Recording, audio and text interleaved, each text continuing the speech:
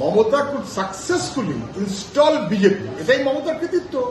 বিধানসভা নির্বাচনের পরিপ্রেক্ষিতে ফল বেরিয়েছে, সবাই বুঝতে পারছেন।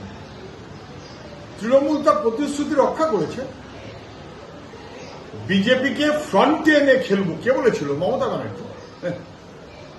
বিজেপিকে ফ্রন্টে এনে সরকারের দায়িত্ব দিয়ে দিল। Mamata could successfully install BJP, এটাই মমতার কৃতিত্ব। আরএসএস এর কাছে গুণমান বাড়বে, কোনো সন্দেহ নেই। মানুষের লড়াই আরো বেশি জরুরি হয়ে গেল। আগে ছিল কাটমানি তোলাবাজি, তার বিরুদ্ধে লড়াইটা মূল। এখন কাটমানি তোলাবাজির সঙ্গে সঙ্গে ফ্যাসিস্টিক বিজেপি, মানুষকেই সতর্ক থাকতে হবে। যে কোনো রকমের অসভ্যতা করতে পারে, যাতে অসভ্যতা করতে না পারে দায়িত্ব মানুষকেই নিতে হবে।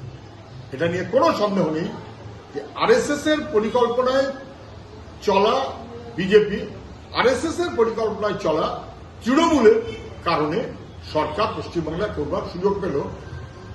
বিজেপি জন্মলগ্ন থেকে 2016 সালে পশ্চিমবঙ্গ বিধানসভায় কোনো আসন ছিল না, জন্মলগ্ন থেকে 16 পর্যন্ত। তারপর তৃণমূল ফ্রন্টে এনে বিজেপিকে খেলেছে, বিজেপির সরকার হয়েছে। আমরা আশা করব যেন মানুষের প্রতি দায়বদ্ধতা ন্যূনতম হলেও পালন করে, তা না হলে মানুষ ছেড়ে কথা বলবে না। ফ্যাসিস্টিক বিজেপি, আমাদের সতর্ক থাকতে হবে। ফলো করুন আনন্দবাজার.com।